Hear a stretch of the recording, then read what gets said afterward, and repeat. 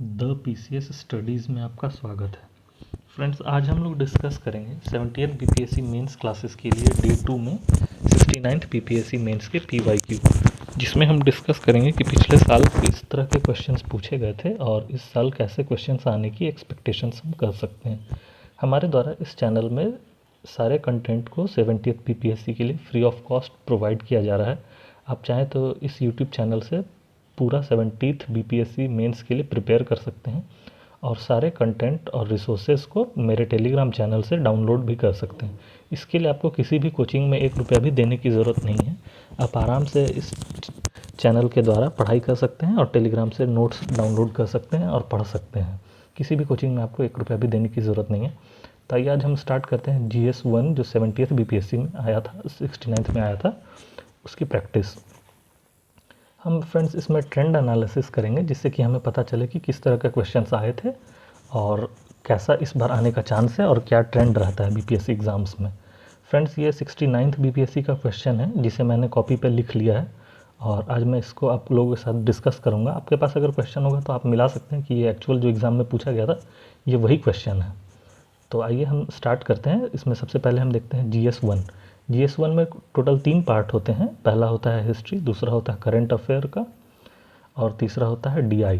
तो फ्रेंड्स, हम DI जो है वो लास्ट में डिस्कस करेंगे। आज डिस्कस हम DI को नहीं करेंगे। आज हम 69th बीपीएससी के सारे पेपर्स को डिस्कस करेंगे सिर्फ DI को छोड़कर, क्योंकि DI हम लास्ट में एक बार में पूरा डिस्कस कर लेंगे। DI का एक अलग से मास्टर वीडियो आएगा जिसमें हम DI के सारे कॉन्सेप्ट्स को डिस्कस करेंगे और उससे कैसे पढ़ना है, उसका क्या सोर्स रहेगा, वो सारा हम डिस्कस कर लेंगे उसी में। तो आइए आज हम डिस्कस करते हैं GS1 में पहला जो होता है हिस्ट्री का। तो हिस्ट्री में फ्रेंड्स देखिए, ये आया था इंडियन काउंसिल एक्ट 1892, यानी कि एक एक्ट पूछा गया था हिस्ट्री में। ये तो हमें पता चल गया कि ये मॉडर्न हिस्ट्री का क्वेश्चन है, ये मॉडर्न हिस्ट्री का क्वेश्चन है और एक एक्ट पूछा गया है। जो एक्ट्स आए थे जैसे charter act, regulating act, government of India acts, उस तरह से एक एक्ट पूछा गया है। अगर आप 68 बीपीएससी के क्वेश्चन देखेंगे तो आप उसमें भी पाएंगे कि उसमें पूछा गया था 1858 का एक्ट। तो इससे आपको ये पता चल गया कि बीपीएससी के एग्ज़ाम में एक्ट पूछता है। जो इंडिपेंडेंस से पहले जो ब्रिटिश गवर्नमेंट के द्वारा एक्ट्स लाया गया था वो पूछता है। तो हमें इस बात को ध्यान रखना होगा कि हमें जब भी एग्ज़ाम के लिए प्रिपेयर कर रहे हैं बीपीएससी के लिए, तो हमें मेंस में एक्ट एक पूछा जा सकता है, तो हम एक्ट अच्छे से पढ़ेंगे। उसी तरह यहाँ पे पूछा गया है संथाल अपराइजिंग। जब आप बीपीएससी की तैयारी कर रहे हैं तो आप देख सकते हैं कि पिछले 25-30 साल का बीपीएससी का इतिहास रहा है कि हर एग्ज़ाम में एक ट्राइबल अपराइजिंग पे क्वेश्चंस लगभग रहता ही है। और इसमें 2 ही मेजर है, एक संथाल अपराइजिंग, एक बिरसा। यानी कि आपको बीपीएससी में 2 ही पे प्रिपेयर करना है, एक बिरसा मुंडा अपराइजिंग, एक संथाल अपराइजिंग और एक हो सके तो ओवरऑल ट्राइबल अपराइजिंग जनरली कि पूरे इंडिया में या पूरे बिहार में ट्राइबल अपराइजिंग का ट्रेंड कैसा था, ट्राइबल अपराइजिंग क्यों फेल हो गया या क्यों सक्सेस नहीं कर पाया, या ट्राइबल अपराइजिंग को कंपेयर किया जाए मेन स्ट्रीम नेशनल अपराइजिंग से, उस तरह से। यानी कि आपको टोटल ट्राइबल्स के बारे में बीपीएससी एग्ज़ाम में 3 चीज़ पढ़नी है, एक संथाल अपराइजिंग, एक बिरसा मुंडा अपराइजिंग और एक ओवरऑल जनरली ट्राइबल अपराइजिंग जो होता है वो। तो आपको आज GS1 के हिस्ट्री के क्वेश्चंस जो हम देख रहे हैं तो उसमें ये भी जो यहाँ पे ये साइड में नंबर लिखा हुआ है ये 8, ये बताता है कि ये एग्ज़ाम में 8 मार्क्स में पूछा गया था और ये भी 8 मार्क्स में पूछा गया था। तो हमें ये पता चल गया कि एक हमें एक्ट को बहुत अच्छे से पढ़ना है, एक हमें संथाल अपराइजिंग यानी कि ट्राइबल मूवमेंट्स जो 3 हैं उसे बहुत अच्छे से पढ़ना है। उसी तरह ये है चंपारण सत्याग्रह। बीपीएससी का जब भी एग्ज़ाम हो तो आप एक चीज़ नोट कर लीजिए कि बिहार स्पेसिफिक से हिस्ट्री के क्वेश्चंस होते ही होते हैं और ख़ास करके मॉडर्न इंडिया में 2-3 ऐसे टॉपिक्स हैं जो लगातार पूछे जाते हैं और इस बार भी पूछे जाएंगे। जैसे उसमें कुछ मेन अगर मैं लिस्ट करूं तो पहला है कि role of Kunwar Singh BPSC में अक्सर पूछा जाता है। दूसरा है 1857 का बिहार के कॉन्टेक्स्ट में। उसी तरह से तीसरा हो जाता है चंपारण अपराइजिंग। उसी तरह चौथा हो जाता है स्वदेशी movement, non cooperation movement, quit India movement और सिविल डिसोबीडियंस मूवमेंट। उसी तरह से जयप्रकाश नारायण की भूमिका और आज़ाद हिंद दस्ता, ये सब कुछ चीज़ें हैं जो बिहार के कॉन्टेक्स्ट में एग्ज़ाम्स में पूछी ही जाती हैं। तो आपको हमेशा याद रखना है कि चंपारण सत्याग्रह पूछ सकता है। उसी तरह से पिछले बार बीपीएससी 68th में पूछा था कि इंडिगो रिबेलियन क्या है बंगाल का।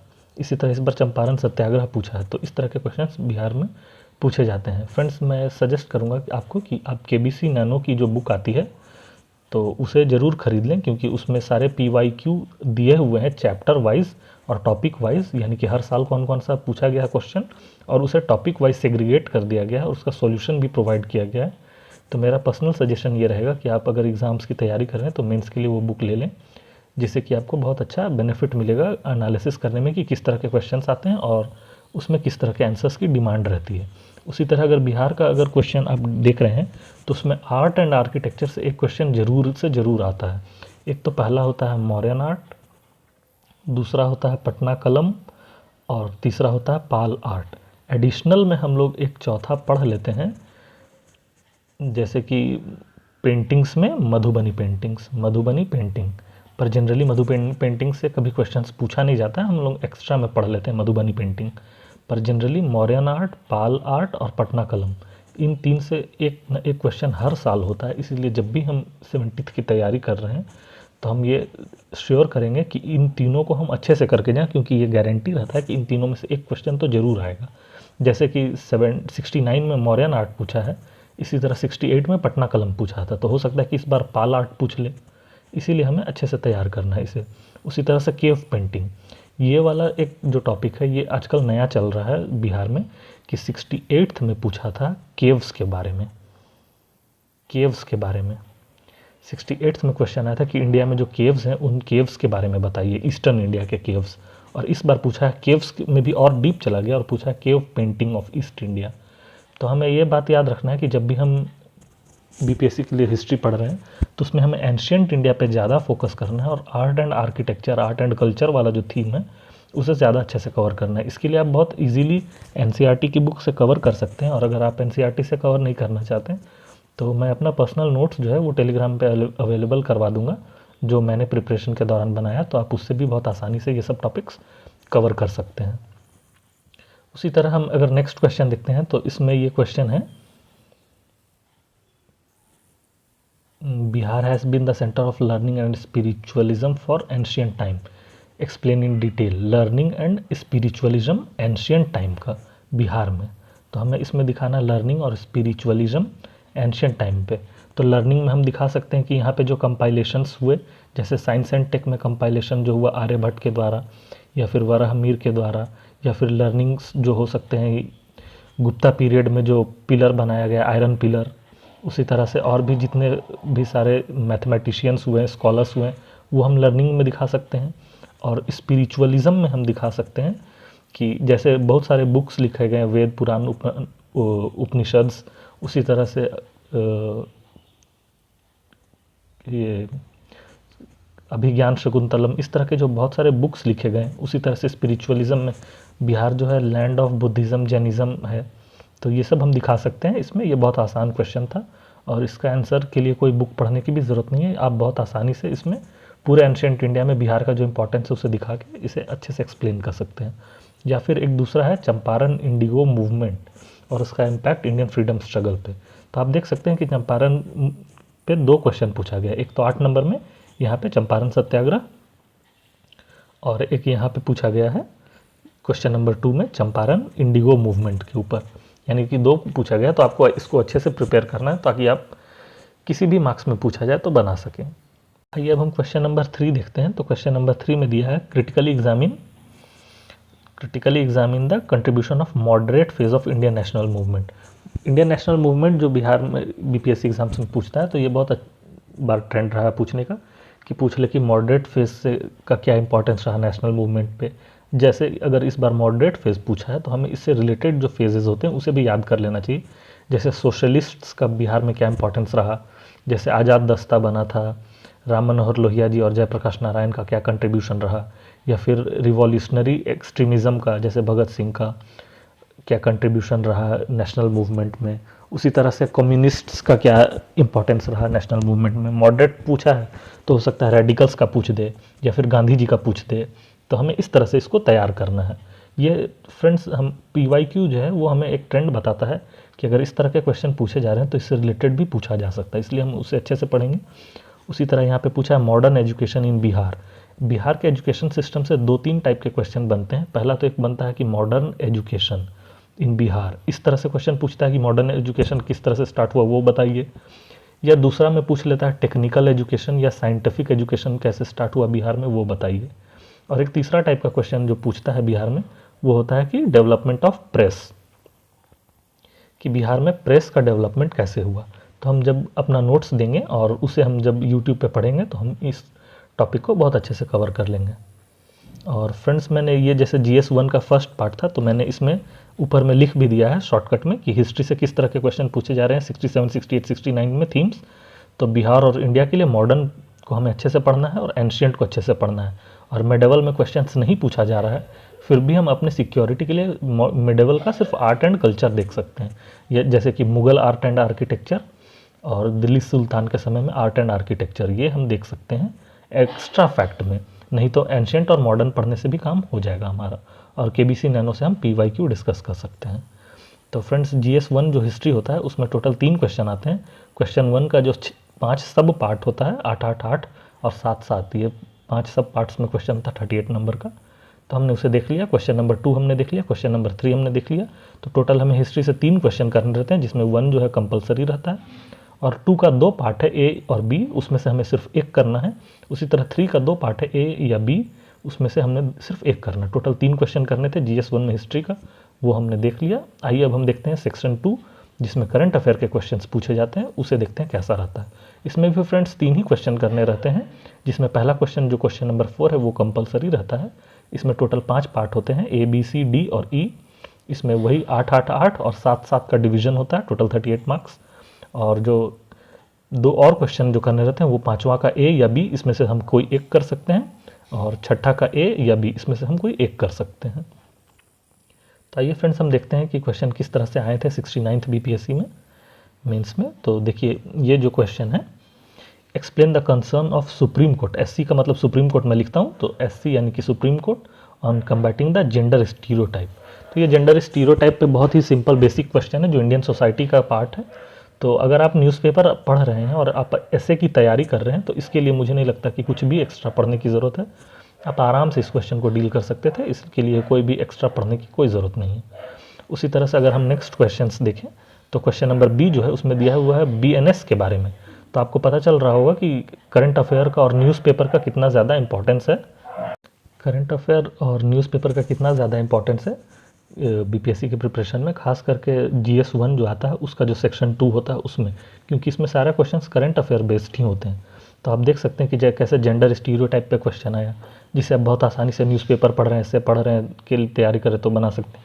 उसी तरह BNSS भारतीय नागरिक सुरक्षा के बारे में आया है, जो लॉस चेंज हुए हैं BNSS और इंडियन एविडेंस एक्ट में जो चेंजेस आया उसके ऊपर, तो इसे आप बहुत आसानी से कर सकते हैं। उसी तरह से तीसरा क्वेश्चन जो है वो आर्टिफिशियल इंटेलिजेंस पे, तो इस पे भी रोज़ एडिटोरियल में कुछ ना कुछ छपता ही रहता है। तो साइंस एंड टेक अगर आप तैयार कर रहे हैं बिहार के लिए तो इस पर कोई भी ज़रूरत नहीं है एक्स्ट्रा करने के लिए। Evaluate the role of artificial intelligence in decision making process of legislative institutions. तो लेजिस्लेटिव इंस्टीट्यूशंस में कैसे आर्टिफिशियल इंटेलिजेंस रोल प्ले करता है, तो इसका हम 2-3 तरह से आंसर सोच सकते हैं। पहला तो कि पॉजिटिव वे में, कि कैसे लेजिस्लेटिव इंस्टीट्यूशंस में आर्टिफिशियल इंटेलिजेंस रोल प्ले कर रहा है, कि डेटा सेट्स प्रोवाइड कर रहा है तरह तरह के, जिसका हम इस्तेमाल कर सकते हैं। कोई भी डेटा है तो उसे एनालिसिस करने में भी ये इस्तेमाल हो रहा है, कि जैसे बहुत सारे क्रूड डेटा है पॉपुलेशन के, ट्रैफिक के, तो उसे एनालाइज किया जा सकता है आर्टिफिशियल इंटेलिजेंस से।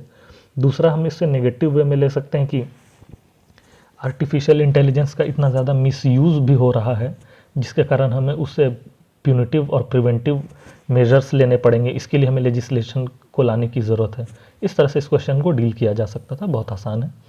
उसी तरह से तीसरा अगर हम देखते हैं तो इसमें रिपोर्ट पूछा है, वेज रिपोर्ट। अब मैं बता दूं कि जब भी हम BPSC की तैयारी कर रहे हैं तो हमें रिपोर्ट्स कुछ बहुत अच्छे से पढ़ने पड़ते हैं, क्योंकि अगर ज़्यादातर हर बार ये होता है कि रिपोर्ट से एक ना एक क्वेश्चन पूछा जाता है, जैसे हैप्पीनेस इंडेक्स, जेंडर वो world inequality index, gender index, wage report, labour report, sustainable development index, multi dimensional poverty index, ये 4-5 कुछ इंपॉर्टेंट रिपोर्ट्स हैं। वर्ल्ड हैप्पीनेस रिपोर्ट, ये कुछ रिपोर्ट्स हैं जिससे क्वेश्चन हर बार पूछे जाते हैं। अगर मान लीजिए कि ये पूछा नहीं गया तो भी उस रिपोर्ट्स के जो फाइंडिंग्स होते हैं वो आंसर लिखने में बहुत हेल्प करते हैं, कि इस बार का पॉवर्टी रेशियो ये था, हम एक्सपेक्ट कर रहे हैं कि आगे किस तरह से सुधार होगा। तो ऐसे पैरामीटर्स को आंसर में इस्तेमाल करने के लिए भी हमें रिपोर्ट्स कुछ याद रखने चाहिए।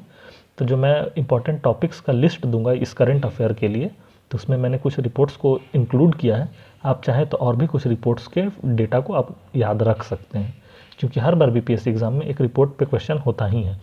और आप देख सकते हैं कि ये क्वेश्चन जो है वो कंपलसरी वाला सेक्शन है, क्वेश्चन नंबर 4, तो आप इसे स्किप भी नहीं कर सकते, आपको ये अटेम्प्ट करना ही पड़ेगा एग्ज़ाम में। इसीलिए आप कुछ रिपोर्ट्स को अच्छे से प्रिपेयर कर लें। उसी तरह ई नंबर में दिया हुआ है, what are the basic provisions of foreign trade policy 2023 regarding export promotion initiative in India. देखिए ये क्वेश्चन बेसिकली इकोनॉमी का है, फॉरेन ट्रेड पॉलिसी, और इकोनॉमी या पॉलिटी का आप बोल सकते हैं, पर इसे करंट अफेयर में GS 1 में ही पूछ लिया गया है, तो इसे हमें अटेम्प्ट करना था। और इसके लिए आपको ये ट्रेड पॉलिसी जो है वो याद होनी चाहिए। तो इसीलिए कुछ जो इम्पोर्टेंट जो पॉलिसी चेंजेस हुए हैं गवर्नमेंट में, उसे भी हमें पढ़ते रहना चाहिए। जैसे इस बार जो चेंजेस हुआ है, लोकसभा इलेक्शंस हुआ, या फिर वुमेन रिजर्वेशन बिल हुआ, जॉइंट पार्लियामेंट्री कमेटी जो बनी है, इस तरह के जो भी हैं, इंडिया यूरोप का जो फ्री ट्रेड एग्रीमेंट चल रहा है, इंडिया ब्रिटेन का फ्री ट्रेड एग्रीमेंट जो डील चल रहा है, ऐसे क्वेश्चंस हमेशा पूछे जाते हैं। उसी तरह क्वेश्चन नंबर 5, अब ये देखिए 5 जो क्वेश्चन नंबर है उसमें A और B 2 है, तो उसमें से सिर्फ हमें एक ही करना था, तो हम कोई भी एक कर सकते हैं जो हमें सूटेबल लगे या फिर जिसके बारे में हमारे पास ज़्यादा कंटेंट हो। तो क्वेश्चन नंबर 5 का A जो है उसमें है मणिपुर क्राइसिस के बारे में पूछा है। तो आप देख सकते हैं कि 2023-24 में मणिपुर क्राइसिस बहुत ज़ोर से चल रहा था, और इस पर लगभग हर बार क्वेश्चन बन ही रहा था कि इस पे क्वेश्चन आएंगे। तो देखिए मणिपुर क्राइसिस पे क्वेश्चन आया है, तो अगर आप न्यूज़पेपर पढ़ रहे थे तो इसमें अटैम्प्ट करने में आपको कोई भी प्रॉब्लम नहीं होगा। अब ये क्वेश्चन हो गया G20 से। तो G20 से मैं बता दूं कि लगातार क्वेश्चन पूछे जा रहे हैं, शायद 67th में भी पूछा था, 68 में पूछा था, 69 में, यानी कि लगातार 3 साल से G20 पे क्वेश्चन आ ही रहा है। तो मैं बोलना चाहूँगा कि G20 को आप इस बार भी अच्छे से पढ़ें, और अगर इस बार G20 पूछा है तो आप ये उम्मीद करें कि G20 के जैसा ही बहुत सारा मल्टीलैटरल जो बॉडीज़ हैं उसके बारे में आप अच्छे से पढ़ें, जैसे कि G7, BRICS, quad, SCO, WTO, UNO, UN security council, India को क्यों परमानेंट सीट नहीं मिल रहा है वहाँ पे, ये इस बार यूनेस्को का समिट हुआ था इंडिया में, वो इंडिया के कौन से साइट्स यूनेस्को में इस बार लिस्टेड हुए हैं, वो ये कुछ इंपॉर्टेंट इंस्टीट्यूशंस हैं जिसके बारे में हमें पढ़ लेना चाहिए इस बार का। उसी तरह अफ्रीकन नेशन को जो शामिल किया गया G20 में, अफ्रीकन यूनियन को, वो ये कुछ इंपॉर्टेंट टॉपिक्स हैं मल्टीलैटरल के जो पूछे जा सकते हैं इस बार के एग्जाम में। मैंने जो टॉपिक के लिस्ट दूंगा तो उसमें ये इंक्लूडेड रहेगा। उसी तरह से 6th क्वेश्चन जो है, what could be the potential positive and negative societal consequences of introducing uniform civil code. तो यूनिफॉर्म सिविल कोड पे देखिए बहुत दिनों से चर्चा चल रही है, 2-3 सालों से पिछले। तो यूनिफॉर्म सिविल कोड जो है ये क्वेश्चन पूछ दिया।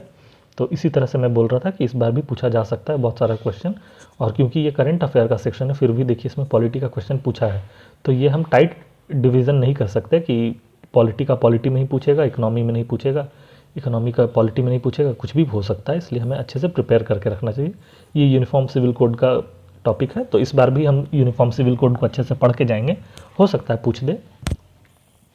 उसी तरह से देखिए नेक्स्ट क्वेश्चन जो है 6th का, उसका है चंद्रयान 3 के बारे में पूछा है, तो साइंस एंड टेक का भी क्वेश्चन इसमें पूछ दिया गया। उसी तरह जब इस बार चंद्रयान 3 का पूछा है तो हो सकता है इस बार स्पेडेक्स जो एक बहुत पॉपुलर चल रहा है इस बार, स्पेडेक्स जो बहुत पॉपुलर चल रहा है इस बार, जिसमें कि डॉकिंग किया जाएगा सैटेलाइट्स का, तो वो बहुत इंपॉर्टेंट हो सकता है, या फिर गगनयान इंपॉर्टेंट हो सकता है। तो इस तरह के क्वेश्चन साइंस एंड टेक से पूछे जा सकते हैं। तो फ्रेंड्स हमने देख लिया GS 1 पूरा हमने देख लिया, सेक्शन 1 हिस्ट्री का, और सेक्शन 2 हमने देख लिया करंट अफेयर का। डाटा इंटरप्रिटेशन इस बार हम लोग नहीं देख रहे हैं, वो हम लोग अलग से डिस्कस कर लेंगे। तो आइए हम लोग GS 2 को स्टार्ट करते हैं। GS 2 यानी कि उसका सेक्शन 1 में पॉलिटी रहता है, तो आइए हम लोग डिस्कस करते हैं पॉलिटी। इसमें भी ट्रेंड वही रहता है कि इसमें पॉलिटी के 3 क्वेश्चन करने रहते हैं। क्वेश्चन 1 में 5 सब क्वेश्चन रहेंगे जिसे करना कंपलसरी है, और क्वेश्चन 2 और 3 का एक एक करना रहता है। तो आइए हम देखते हैं इसके क्वेश्चंस को। तो क्वेश्चन नंबर 1 का A जो है उसमें है क्रिटिकल एग्जामिन करना है बेसिक स्ट्रक्चर को। तो मैं बता दूं कि लक्ष्मीकांत अगर आप चाहें तो स्टैंडर्ड बुक है, उसे आप पढ़ सकते हैं पॉलिटी के लिए, और अगर आप नहीं पढ़ना चाहते हैं तो मेरे पास लक्ष्मीकांत का करीब 80 या 85 इसी के बीच पेज में मैंने शॉर्ट नोट्स बनाया लक्ष्मीकांत का, इंक्लूडिंग करंट अफेयर, फैक्ट्स और डेटा। तो आप चाहें तो इस समरी से भी इसका प्रिपरेशन कर सकते हैं, वो मैं अपने टेलीग्राम चैनल पे कुछ दिन में डाल दूंगा जब मैं पढ़ाना स्टार्ट करूँगा पॉलिटी का शॉर्टकट। तो मैं आपको इसी शॉर्टकट से मैं पॉलिटी को कंप्लीट भी करा दूंगा ताकि आपका जल्द से जल्द कंप्लीट हो जाए, क्योंकि अगर आप लक्ष्मीकांत वो 500-1000 पेज की जो बुक है उसे आप पढ़ने बैठेंगे तो वो 2 महीना में कभी कंप्लीट नहीं होगा। वहीं अगर इस 80-85 पेज के नोट्स को आप कंप्लीट कर लेते हैं तो आपका आसानी से एग्ज़ाम क्लियर हो जाएगा। तो मैं इसे एक्सप्लेन भी कर दूंगा यूट्यूब पे, और मैं ये कुछ दिनों के बाद जब स्टार्ट करूँगा पढ़ाना तो अपने टेलीग्राम चैनल पर डाल दूंगा। आप इसे डाउनलोड करके प्रिंट करा के भी पढ़ सकते हैं या PDF फॉर्म में भी पढ़ सकते हैं। उससे आपका सारा पॉलिटी का डाउट्स क्लियर हो जाएगा। तो देखिए BPSC में जो बेसिक्स क्वेश्चन पूछे जाते हैं इकोनॉमिक पॉलिटी के, तो उसमें ये क्वेश्चन है बेसिक स्ट्रक्चर पे, तो ये आसानी से लक्ष्मीकांत से हो जाएगा। EWS कोटा पे, तो EWS कोटा पे अभी सुप्रीम कोर्ट का ही जजमेंट आया था जिसमें EWS कोटा को जस्टिफाई किया गया था, तो उसी पे है, यानी ये करंट अफेयर से क्वेश्चन है। मैंने यहाँ पे साइड में लिख भी दिया है कि ये करंट का और ये स्टैटिक पॉलिटी है। उसी तरह यहाँ पे स्टैटिक पॉलिटी का क्वेश्चन है अमेंडमेंट जो होता है आर्टिकल, तो उस पर है ये क्वेश्चन कि कॉन्स्टिट्यूशन को हम अमेंड किस तरह से करते हैं। उसी तरह से यहाँ पे क्वेश्चन है सेक्शन D में कि प्रियम्बल पे क्वेश्चन है। तो प्रियम्बल भी एक स्टैटिक टॉपिक होता है कि प्रियम्बल के बारे में लिखना, तो वो पॉलिटी का स्टैटिक लक्ष्मीकांत से हम कवर कर सकते हैं। उसी तरह से E ऑप्शन में कास्ट सेंसस, तो बिहार में भी कास्ट सेंसस हुआ ही है। ये मिस टर्म है, मतलब कास्ट सेंसस नहीं होता है, ये बहुत बार बिहार में भी ये रिपीट किया गया कि ये कास्ट सर्वे है, कास्ट सेंसस नहीं है। तो हमें अब यहाँ पे पूछ ही दिया है, लेकिन हम लोगों को लिखना वही है कास्ट सर्वे के बारे में, क्योंकि ये डिबेट भी हुआ था कि कास्ट सर्वे है या सेंसस, जो मामला बिहार के हाई कोर्ट में भी गया था। तो हमें ये बात पता है कि ये सर्वे है, सेंसस नहीं है, पर यहाँ पे पूछा है तो हमें लिख देना है कि कास्ट सेंसस या कास्ट सर्वे के बारे में क्या होता है और कैसे होता है, बिहार के पॉलिटी को कैसे इन्फ्लुएंस करता है, इंडिया के लिए क्या इंपॉर्टेंस है। ये सब चीज़ हम इस बार भी प्रिपेयर करके जाएंगे एग्जाम्स के लिए। उसी तरह क्वेश्चन 2 जिसका हमें सिर्फ एक ही करना है A या B में से, तो उसमें हम देख सकते हैं कि रिलेशनशिप पूछा है इसमें प्राइम मिनिस्टर और प्रेसिडेंट के बीच का। तो ये बहुत आसान क्वेश्चन है, इसे हम आराम से लक्ष्मीकांत पढ़ के कर सकते हैं। उसी तरह से अगर आप BPSC की तैयारी कर रहे हैं तो कुछ टॉपिक्स जो है पॉलिटी के उससे 100% क्वेश्चंस आते हैं, जैसे fundamental rights preamble, DPSP, judiciary में जुडिशियल एक्टिविज्म, इंडियन फेडरलिज्म या सेंटर स्टेट रिलेशन। तो देखिए ये सेंटर स्टेट रिलेशन से क्वेश्चन है, इंडियन फेडरलिज्म से रिलेटेड क्वेश्चन है, तो ये बहुत आसान था, इसे अटेम्प्ट करना। इसका नोट्स मैं आराम से प्रोवाइड कर दूंगा, बहुत अच्छा नोट्स है जिससे आप कंप्लीट कर सकते हैं, या चाहें तो आप लक्ष्मीकांत में ये बहुत अच्छे से एक्सटेंसिवली डिस्क्राइब किया हुआ है, आप उससे भी पढ़ सकते हैं। क्वेश्चन नंबर 3, इससे भी हमें अगेन एक ही क्वेश्चन करना है A या B में से। तो क्वेश्चन नंबर 3 का पहला कोलिशन पॉलिटिक्स, लक्ष्मीकांत में बहुत अच्छे से एक्सप्लेन किया हुआ है, आप आराम से उससे कर सकते हैं, या फिर मेरे पास इसका शॉर्ट नोट्स भी है 2-3 पेज का, आप उसको पढ़ के आराम से इस क्वेश्चन को अटेम्प्ट कर सकते हैं। वो भी कोलिशन पॉलिटिक्स बिहार के पर्सपेक्टिव में, तो मेरे पास बिहार का पर्सपेक्टिव का पूरा है 1947 से लेकर के 2022 तक का। तो आप उसमें देख सकते हैं कि 1947 से लेकर 2022 तक में बिहार में कोलिशन पॉलिटिक्स कैसे इवॉल्व हुआ, क्या ट्रेंड रहा, क्या उसका सक्सेस फेलियर है, क्या अचीव किया या क्या अचीव नहीं हो पाया, सब कुछ बिहार के कॉन्टेक्स्ट में मेरे पास अवेलेबल है। मैं उसे टेलीग्राम में प्रोवाइड कर दूंगा, आप उससे आराम से पढ़ सकते हैं। उसी तरह से ये B नंबर का क्वेश्चन जो है उसमें पंचायती राज इंस्टीट्यूशन या अर्बन लोकल बॉडीज़ के बारे में है, तो वो बिहार के रेफरेंस में, तो ये भी आप बहुत आसानी से अगर आप न्यूज़पेपर पढ़ रहे तो कर सकते हैं, या फिर लक्ष्मीकांत में ये बहुत अच्छे से दिया हुआ, आप उससे कवर कर सकते हैं। और कुछ करंट अफेयर के डेटा और फैक्ट आप गूगल से इसमें डाउनलोड कर सकते हैं। अब आइए हम सेक्शन 2 देखते हैं। सेक्शन 2 में कंबाइन होता है इकोनॉमी और ज्योग्राफी, तो इसमें भी टोटल 3 ही क्वेश्चन करने रहते हैं, जिसमें क्वेश्चन नंबर 4 जो है वो कंपलसरी है, उसके 5 पार्ट्स को हमें अटेम्प्ट करना है, और क्वेश्चन नंबर 5 और 6 से हमें सिर्फ एक क्वेश्चन को अटेम्प्ट करना है। तो आइए हम देखते हैं इकोनॉमिक्स और ज्योग्राफी के कंबाइंड को, जो सेक्शन 2 है GS2 का। तो उसमें पहला क्वेश्चन है मैकेनिज्म ऑफ इंडियन मानसून। तो इंडियन मानसून बहुत बेसिक चीज़ है, ये क्लास 11th NCERT में बहुत अच्छे से दिया है, Indian geography class 11th NCERT। आप चाहें तो NCERT का वो इंडियन मानसून वाला चैप्टर आराम से पढ़ के इसे अटेम्प्ट कर सकते हैं, या मैं जो अपना नोट्स प्रोवाइड करूंगा ज्योग्राफी का, तो उसमें ये सारा चीज़ कवर रहेगा, वो आप टेलीग्राम से डाउनलोड करके पढ़ा सकते हैं। फ्रेंड्स, मैं एक साथ ये सारा नोट्स टेलीग्राम पे अवेलेबल नहीं करवाऊंगा, मैं जैसे जैसे पढ़ाता जाऊंगा वैसे वैसे आपको सारे सब्जेक्ट्स के नोट अवेलेबल हो जाएंगे टेलीग्राम पे, और यूट्यूब पे मैं कोशिश करूंगा कि जैसा रिस्पॉन्स रहता है तो वैसा सारे टॉपिक्स को पढ़ा भी दूंगा। उसी तरह सेकंड जो क्वेश्चन है वो सोर्सेस ऑफ एनर्जी पे है। ये आप क्वेश्चन ज्योग्राफी या साइंस एंड टेक दोनों में से किसी का भी बोल सकते हैं, जिसमें एनर्जी के सोर्सेस के बारे में पूछा गया है कि किस तरह के सोर्सेस होते हैं, या रिन्यूएबल एनर्जी क्या होता है, इस तरह के क्वेश्चन, ये बहुत आसान है करना। टूरिज़्म इंडस्ट्री पे एक क्वेश्चन पूछने का ये भी हो सकता है कि इंडिया में टूरिज़्म को बहुत ज़्यादा अब प्रमोट किया जा रहा है और साथ में बिहार टूरिज़्म पॉलिसी भी आया है और सर्किट्स भी हैं जैसे बुद्धा सर्किट, रामायणा सर्किट, सूफी सर्किट। तो इसके लिए टूरिज़्म के बारे में हो सकता है कि पूछा गया हो, ये करंट का भी टॉपिक हो सकता है। तो आप इसे देख के जाएंगे, बिहार टूरिज़्म पॉलिसी इस बार का। उसी तरह डी नंबर में क्वेश्चन है SC/ST पॉपुलेशन इन बिहार। तो ये बिहार का जो आप सेंसस पढ़ेंगे तो उसमें आपको मिल जाएगा और उससे सोशियो इकोनॉमिक कंडीशंस को आप बहुत अच्छे से ये न्यूज़पेपर से हो जाएगा। उसी तरह लास्ट क्वेश्चन जो पूछा गया ये फिजियोग्राफिक डिवीज़न पूछा गया है।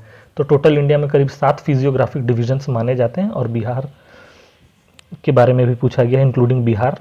तो आप इसमें बता सकते हैं कि बिहार किस फिजियोग्राफिक डिवीजन में आता है और क्या इसका इंपॉर्टेंस है, जैसे कि हिमालयन है, उसके बाद कोस्टल प्लेन है, प्लेट्यू है, डेजर्ट है, आइलैंड्स है। इस तरह के टोटल करीब 7 फिजियोग्राफिक डिवीजन्स होते हैं। तो इस पर बहुत आसानी से आप लिख सकते थे। उसी तरह से आप ये ध्यान दीजिएगा कि पहले जहाँ इकोनॉमी का ज़्यादा रोल था BPSC एग्ज़ाम में, वहीं अब आप देख सकते हैं कि ज्योग्राफी का ज़्यादा रोल हो गया है BPSC एग्ज़ाम में। क्योंकि देखिए आप इकोनॉमी से ज़्यादा ज्योग्राफी के क्वेश्चन आए, जैसे monsoon, sources of energy, tourism या फिर फिजियोग्राफिक डिवीज़न। उसी तरह क्वेश्चन 5 देखें तो क्लाइमेट ऑफ बिहार के बारे में पूछा है, क्लाइमेटिक जोन्स के बारे में। तो आप देख सकते हैं कि अब इकोनॉमी से ज़्यादा ज्योग्राफी का इंपॉर्टेंस बढ़ता जा रहा है बिहार में। उसी तरह जो ये है, ये भी पॉपुलेशन के बारे में पूछा है, पॉपुलेशन ज्योग्राफी के बारे में जो पूछा है, ह्यूमन ज्योग्राफी, उससे क्वेश्चन आया है। उसी तरह क्वेश्चन नंबर 6 अगर हम देखें तो इसमें ट्रिकल डाउन इफेक्ट पूछा है इकोनॉमी का। ये देखिए इकोनॉमिक का क्वेश्चन है, क्वेश्चन नंबर 6। इसमें ट्रिकल डाउन इफेक्ट पूछा इकोनॉमी का, जो ये बेसिक फैक्ट है। ये रमेश सिंह की बुक से या फिर आप रेफ़र कर सकते हैं इसके लिए, एक बहुत अच्छा बुक है, वो है NCERT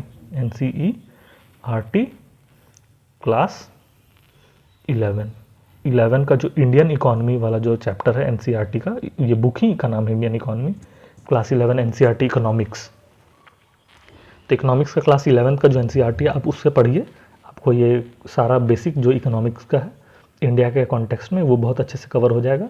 या फिर अगर आपके पास रमेश सिंह है तो आप रमेश सिंह से भी ट्रिकल डाउन इफेक्ट पढ़ सकते हैं आराम से, और मैं जो नोट्स दूंगा इकोनॉमी का तो उसमें भी ये कवर हो जाएगा। उसी तरह से मॉनसून सिस्टम इन इंडिया पूछा है, तो फिर से वही है मॉनसून सिस्टम, जेट स्ट्रीम पूछा है, इसमें क्लाइमेटिक चेंजेस पूछा है।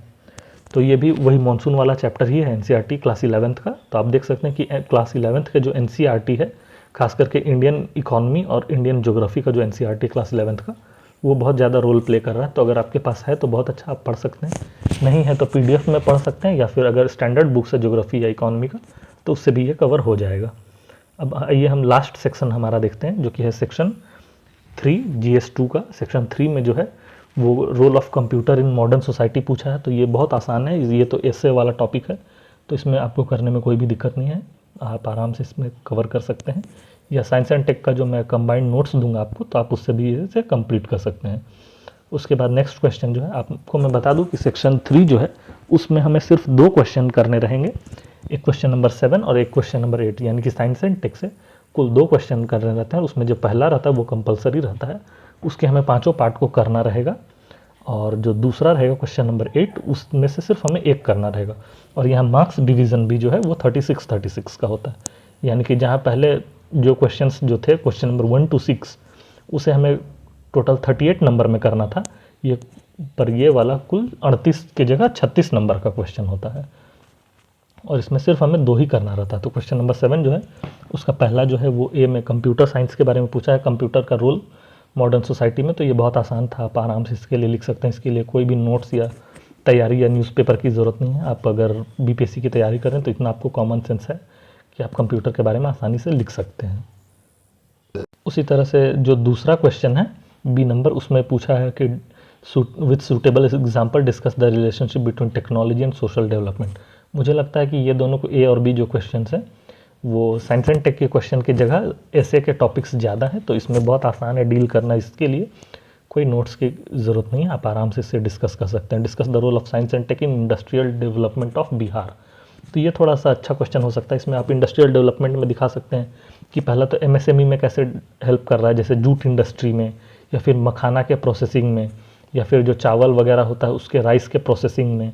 ये तो हो गया प्राइमरी इंडस्ट्री में या MSME में। उसके बाद फिर आप दिखा सकते हैं क्लोथ इंडस्ट्री में साइंस एंड टेक कैसे कर रहा है, कि उसमें जो स्पिनिंग मिल्स होते हैं उसमें कैसे, हथकरघा उद्योग में कैसे काम कर रहा है।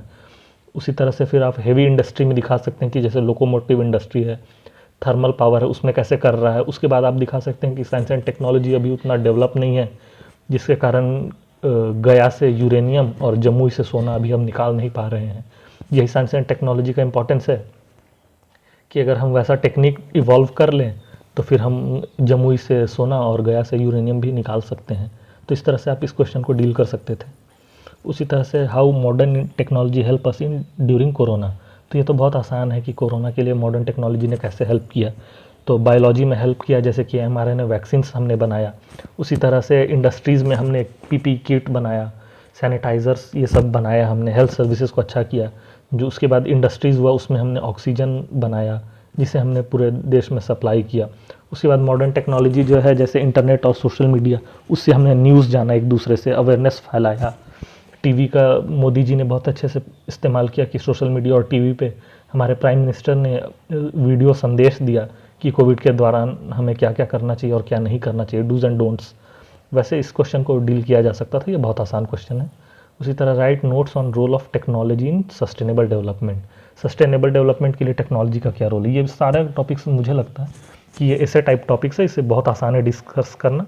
मैं एक दो पॉइंट्स इस पर भी बता देता हूँ कि जैसे सस्टेनेबल डेवलपमेंट में हम यूज़ कर सकते हैं कि ग्रीन एनर्जी के लिए कैसे हो सकता है, हाइड्रोजन एनर्जी या विंड एनर्जी, सोलर एनर्जी। उसी तरह से हम एग्रीकल्चर में इसे यूज़ कर सकते हैं कि हाइड्रोपोनिक्स जो इस्तेमाल होता है, या फिर एरोपोनिक्स। अभी आप देख सकते हैं, अगर आप न्यूज़पेपर अभी हाल फिलहाल में पढ़ रहे हो 2-4 दिन से, तो आप देख सकते हैं कि स्पेस में भी हमने प्लांट उगाया है। तो ये भी हो सकता है कि role of science and technology की स्पेस में हम पेड़ उगा सक रहे हैं। उसी तरह से इस क्वेश्चन को डील किया जा सकता था, बहुत आसान था। आइए अब हम जो मेन क्वेश्चन है 36 नंबर का, क्वेश्चन नंबर 8, उसे देखते हैं। इसमें दिया है misuse of technology and its wrong application lead to pollute the environment and cause climatic change. Discuss with suitable example how misuse of technology has become a curse on the environment of India. यानी environment में technology का कैसे दुष्प्रभाव पड़ रहा है वो। तो ये भी बहुत आसान था, जितना हमने पॉजिटिव देखा पहले वाले सब में कि इंडस्ट्री में कैसे पॉजिटिव, एग्रीकल्चर में कैसे पॉजिटिव, हमारे लाइफ में, उसी का आप उल्टा कर दीजिए तो इसमें कर्स हो जाएगा।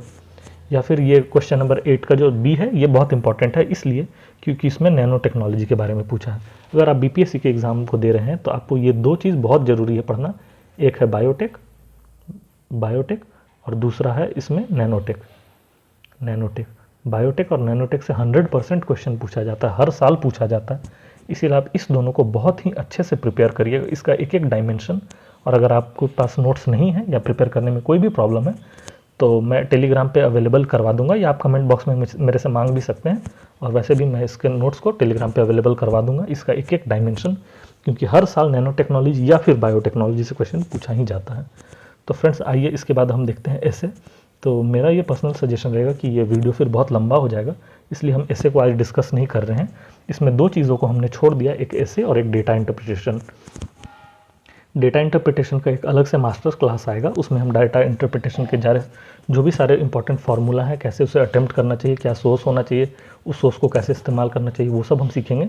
और ऐसे का तो मैं सेशन ही लेके आऊँगा कि ऐसे को कैसे लिखना है, उसके लिए टॉपर्स कॉपी को कैसे इस्तेमाल करना है। उसके बाद फिर न्यूज़पेपर के एडिटोरियल और जो पेजेस आते हैं एडिटोरियल के साथ में आर्टिकल्स वाले, उन आर्टिकल्स को कैसे इस्तेमाल करना है। उसके बाद अच्छा कंटेंट कैसे लिखना है।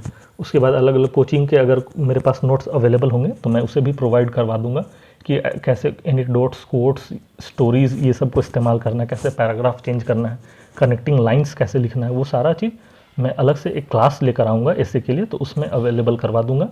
और इसका जो ऐसे का जो टॉपर्स नोट्स या जो भी होगा वो मैं टेलीग्राम पे भी अवेलेबल करवा दूंगा। तो इसीलिए आज हम ऐसे को डिस्कस नहीं कर रहे हैं। आप चाहें तो ऐसे के क्वेश्चंस को यहाँ पे देख सकते हैं, मैं स्क्रॉल कर दे रहा हूँ। अगर आज हम ऐसे भी डिस्कस करने लगे तो फिर बहुत लंबा हो जाएगा, इसीलिए फ्रेंड्स आज हम ऐसे को डिस्कस नहीं कर रहे हैं, क्योंकि फिर बहुत सारा 12 क्वेश्चन इसमें होंगे, चार करके, तो फिर बहुत लंबा हो जाएगा। आप ऐसे को स्क्रीनशॉट ले सकते हैं, या फिर आपके पास अगर क्वेश्चन है 69 का तो बहुत अच्छी बात है। ये देखिए ऐसे का ये क्वेश्चन है टोटल। तो फ्रेंड्स आज हमने डिस्कस किया 69th बीपीएससी का प्रीवियस ईयर क्वेश्चन, और हमने ये भी डिस्कस किया कि 69th बीपीएससी में जो क्वेश्चन आए थे उसे हम कैसे अटेम्प्ट कर सकते हैं और उससे हम क्या सीख सकते हैं 70th बीपीएससी के लिए, कौन कौन से टॉपिक्स 70th बीपीएससी के लिए इंपॉर्टेंट होते हैं और हम उसे कैसे प्रिपेयर करेंगे। फ्रेंड्स थैंक्स फॉर वॉचिंग, और कल हम एक और सेशन लेके आएंगे जिसमें हम 68th बीपीएससी के क्वेश्चंस को डिस्कस करेंगे, प्रीवियस ईयर क्वेश्चंस, और उसमें देखेंगे कि उसमें कैसे क्वेश्चंस थे। हम सिर्फ 2 ही सेशन लाएंगे इसका, 68th और 69th का, ताकि क्योंकि उससे पहले के जो क्वेश्चंस थे वो ट्रेंड चेंज हो गया है, तो 68 और 69 के हम देख लेंगे क्वेश्चंस कैसे पूछे गए हैं। उसके बाद फिर हम डिस्कस करेंगे इंपॉर्टेंट टॉपिक्स को, कि इस बार के लिए कौन कौन से इंपॉर्टेंट टॉपिक्स हर सब्जेक्ट के इंपॉर्टेंट हो सकते हैं। उन टॉपिक्स को डिस्कस करने के बाद फिर हम बजट और इकोनॉमिक सर्वे बिहार का देखेंगे, इंडिया का देखेंगे।